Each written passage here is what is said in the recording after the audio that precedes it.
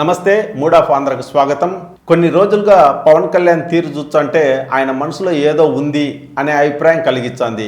ముఖ్యంగా సనాతన ధర్మం పరిరక్షిస్తానంటూ ఆయన చాలా పెద్ద పెద్ద మాటలే చెప్తాండారు. ఇటు రాహుల్ గాంధీని, అటు తమిళనాడులోని డిప్యూటీ సీఎం ఉదయనిధి స్టాలిన్ను, తెలంగాణలో వచ్చేసి అక్బరుద్దీన్ను విమర్శించినాడు. వీళ్ళంతా సనాతన ధర్మానికి వ్యతిరేకంగా ప్రవర్తించినారని అంటున్నారు. తాజాగా ఆయన అన్నా డిఎంకే పార్టీ వ్యవస్థాపక దినాన్ని పరిగణలోకి తీసుకొని వాళ్ళకు శుభాకాంక్షలు కూడా చెప్పినాడు. ఎంజి రామచంద్రన్ తనకు స్ఫూర్తి అని కూడా ఆయన వాళ్ళను దువ్వడం చూస్తుంటే ఈ డిఎంకే పార్టీ వ్యతిరేకులైన అన్నా డిఎంకే వాళ్లకు దగ్గర కావాలనే ఒక ప్రయత్నం చేస్తానట్టు కనిపిస్తుంది. ఏమన్నా పవన్ కళ్యాణ్ జాతీయ రాజకీయాల్లో కీలక పాత్ర పోషించాలనుకుంటున్నారా? ఆయన వెనుక బీజేపీ ఉందా, లేకపోతే ఆయన మనసులో ఏముంది అనే విషయంపై ప్రముఖ రాజకీయ విశ్లేషకుడు పురుషోత్తం రెడ్డి గారితో మాట్లాడదాం.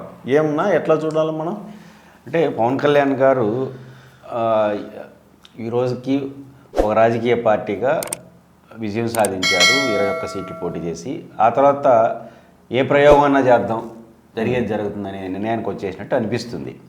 ఉదాహరణకు నిన్నటి వరకు విప్లవ భావాల స్ఫూర్తిని పొందిన పవన్ కళ్యాణ్ గారు ఇప్పుడు దానికి ఉల్టాగా సనాతన భావాలు అంటున్నాడు.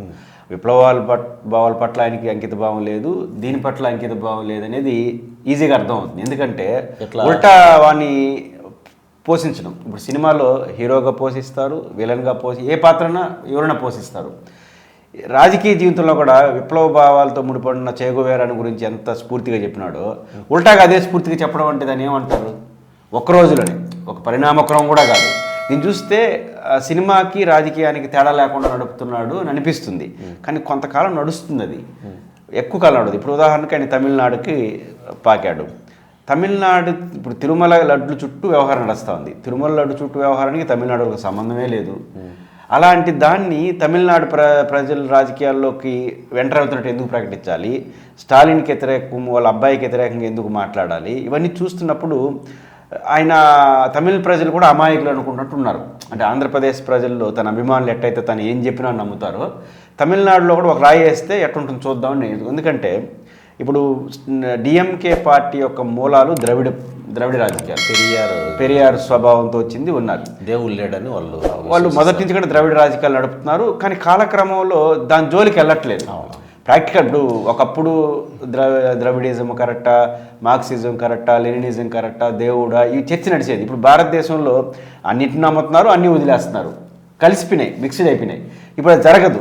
అంటే అంతిమంగా ప్రజల విశ్వాసాన్ని మనం గౌరవిద్దాం, మన విశ్వాసాలు ఏవైనా అనే భావనకు వచ్చేసినారు. ఇప్పుడు దాని మీద పట్టుదల పోట్ల. ఇప్పుడు సైన్సా కరెక్టా, ఏది కరెక్టే ఉంది, మనం పోతా ఉందో, మన సైన్స్ అయినప్పుడు సైన్స్ వాడుకుంటారు, దేవుడు పోయినప్పుడు దేవుడు సమయం సందర్భాన్ని బట్టి. కాబట్టి ఇప్పుడు ఆ భావోద్వేగమైన రాజకీయం ఇప్పుడు కుదరదు. ఇప్పుడు ఒకప్పుడు తమిళనాడులో ద్రవిడిజం పేరుతో నడిచే ఒక ఉద్యమం ఒకవైపు పెరియారు వాళ్ళు, ఈ పక్క మత విశ్వాసాన్ని కోరుకున్నారు, కొట్టాడుకోవడం సంపడం వరకు పోయినాయి. ఈరోజు ఏమీ లేదు అక్కడ. ఇప్పుడు తమిళనాడు ముఖ్యమంత్రి స్టాలిన్ దేనికి వారసుడు? ద్రవిడిజానికి వారసుడు. కానీ ఆయన భార్య శ్రీవారి దేశానికి వస్తూ ఉంది వాళ్ళ ఇంట్లోనే. అంటే యాక్సెప్టబుల్ కదా. అంటే కాబట్టి మారిపోయింది. అసలు ఆ కరుణానిధి భార్య కూడా దేవుని పూజిస్తారని చెప్పాను. దీన్ని బట్టి చూస్తుంటే మారింది ఇది. కాబట్టి ఆ సెంటిమెంట్ వాడతాం అనుకుంటే అది వర్కౌట్ కాదు. రెండోది ఎందుకు వాడినట్టు కనిపిస్తూ ఉందంటే, డిప్యూటీ సీఎంతో ఇష్యూ వచ్చింది కాబట్టి మనం వాళ్ళకి వ్యతిరేకంగా ఏఐడిఎంకి వాళ్ళు ఒక ట్వీట్ చేసేస్తే వాళ్ళందరూ మనతో ఫాలో అవుతారు అని చాలా ఊహల్లో ఉన్నాడు. తమిళ ప్రజలు, తెలుగు ప్రజలు అంత అమాయకులు కాదు. వాళ్ళు చాలా కఠినంగా ఉంటారు. వాళ్ళ రాజకీయ, వాళ్ళు బయట వాళ్ళతో వచ్చిన, వాళ్ళ ఇంట్లో ఉన్నప్పుడు ఇద్దరు కొట్లాడుకుంటారు, కానీ ఇతరులు వచ్చినప్పుడు మేము తమిళని అనుకుంటారు. ఆ చైతన్యం వాళ్ళకు ఉంది. పైపెచ్చు శ్రీవారి బట్ట వాళ్ళు అమితమైన ప్రేమ కాలేని వాళ్ళు. అట్లాంటి వాతావరణం ఉన్నటువంటి రాష్ట్రంలో ఇట్లాంటి స్వల్ప ఎత్తుగడలు వర్కౌట్ కావు. నా పాయింట్ ఏంటంటే, అసలు ఈరోజు ఏఐడిఎంకేకి కీలకంగా భావించేది జయలలితని. ఎంజి రామచంద్రన్ పాత, ఈ కొత్త తరానికి స్ఫూర్తి జయలలితనే, హీరోయిక్గా ఉంటుంది ఆమె. ఇంకా నాకు దీంట్లో అవకాశం అది ఆడ కనిపిస్తుందంటే, అసలు ఏఐడిఎంకే పట్ల అంత ప్రేమ కలిగిన వ్యక్తి ఏఐడిఎంకే క్రైసిస్లో అప్పుడు ఎందుకు సపోర్ట్ చేయలేదు? ఈయనకు అవసరం రాలేదు. ఈయనకి అవసరం, అదే నేను అంటుంది. ఈయనకి అవసరం వచ్చిన వల్ల ట్వీట్ చేస్తా అంటే ఆంధ్రప్రదేశ్లో అభిమానులు స్పందించరు కదా తమిళనాడు వాళ్ళు. కాబట్టి నువ్వు నిజాయితీగా చేయదలుచుకుంటే చెయ్యి, ఎవరికి అభ్యంతరం లేదు. ఇంకొక దీంట్లో అవకాశం అది ఎక్కడుంది? బీజేపీ నుంచి వాళ్ళు బయట వచ్చేసినారు.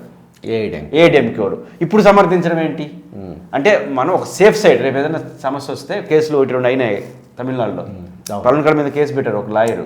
అదేమన్నా ఇష్యూ అయితే ఏఐడిఎంకేలు ఏమన్నా మనకు మద్దతుగా వస్తారేమో. ఇట్లాంటి వ్యవహారాలు చేస్తున్న తమిళ రాజకీయాలు అంత సులభం కాదు. నిజాయితీగా ఉంటే వాళ్ళు ప్రేమిస్తారు. మనం అవసరం కోసం నేను ట్విట్ చేస్తాను ఎంజీఆర్ రామచంద్రని. జయలలిత ఫోటో ఎందుకు పెట్టలేదు? జయలలిత ఎందుకంటే హీరోయిక్, ఎంజీ రామచంద్ర అన్న కొంచెం అటు ఇటు ఉండేవాడు. జయలలిత అటు ఇటు ఏమి ఉండదు, పర్ఫెక్ట్గా లైన్ గీసిందంటే ప్రధాని లేదు, ఎవరూ లేదు. ఆమెలాగా మనం ఉన్నాం కాబట్టి ఆమె పేరు ఎత్తట్లేదు. ఇప్పుడు లేటెస్ట్ జయలలితనే కదా ఆ పార్టీకి, ఆమె పేరు ఫోటో పెట్టి కదా శుభాకాంక్షలు చెప్పాలి. అంటే మూలం ఆయనని కదా, మూలం ఆయన. తమిళనాడు ఏఐడిఎంకే ప్రజలందరూ హీరోయిక్గా జయలలితని చూస్తారు. జయలలిత ఏంటి ఈయన ఏంటని పోల్చుకుంటారు కాబట్టి ఆయన అయితే నార్మల్ పర్సన్ కాబట్టి ఎంజీ రామచంద్రన్ అటు పెట్టుకుంటే ఇది వర్కౌట్ అవుతుందని నేనేది అనుకోను. ఎందుకు ఒక ప్రయత్నం చేయడంలో తప్పేముంది అనేది అది కరెక్ట్. ఆయన అనుకుంటుంది అదే, పోయింది ఫిట్టే కదా. ఇప్పుడు నష్టం ఎవరికి? ఇప్పుడు తమిళనాడు రాజకీయాలు అట్టేలు పెట్టి హైదరాబాద్లో అట్టేలు పెడితే చంద్రబాబు గారు ఏం కావాలి? ఆయనకు ఉన్నది ఇంత అంతర్జాతీయ స్థాయి నాయకత్వం అని. ఇప్పుడు హైదరాబాద్ నేనే తమిళనాడు యాడిపోయినా మాట్లాడుతుంటారు. అందుకే టీడీపీ వాళ్ళు టార్గెట్ చేసినట్టు అనిపిస్తుంది పవన్ కళ్యాణ్ గారిని. అంటే నేరుగా చంద్రబాబు నాయుడు గారు అయితే ఏం మాట్లాడలేదు, కానీ వాళ్ళ అనుకూల సోషల్ మీడియా చూస్తుంటే పవన్ వైఖరిని వాళ్ళు ఎండగడుతున్నారు. పవన్ గారి వైఖరి వల్ల పవన్ గారు ఎంత లాభపడతారో తెలియదు, కానీ తెలుగుదేశానికి మాత్రం అనవసరమైన గందరగోళం వస్తుంది. కారణం ఏంటంటే ఇప్పుడు చూడండి, చంద్రబాబు గారు వచ్చినప్పటి నుంచి ఏం మాట్లాడుతున్నాడు, మాట్లాడాలి కూడా. నా 100 రోజుల పరిపాలన, నేను ఇది చేశాను, ఇవి మీద చేయకపోవడానికి జగన్ కారణం. రాజకీయంగా కానీ పవన్ కళ్యాణ్ ఉపన్యాసం ఎక్కడన్నా ఈ 100 రోజుల ప్రభుత్వం గురించి చెప్పినాడా? లేదు సార్. ఆయన వల్ల సనాతన ధర్మానికి గ్లామర్ వచ్చింది కదా. సనాతన ధర్మం గ్లామర్ మాట్లాడడం మొదలుపెట్టిన తర్వాతే అసలు సనాతన ధర్మం అంటే ఏందనేది అందరూ అది ఉండొచ్చు. తెలుగుదేశం ప్రభుత్వాన్ని ఇక్కడ మనకు సున్నితమైన అంశం ఏంటంటే తెలుగుదేశం ప్రమాదాలు ఎందుకు పడుతుందంటే యాజ్ ఎ డిప్యూటీ సీఎం కొంతమంది మంత్రులు ఉన్నారు.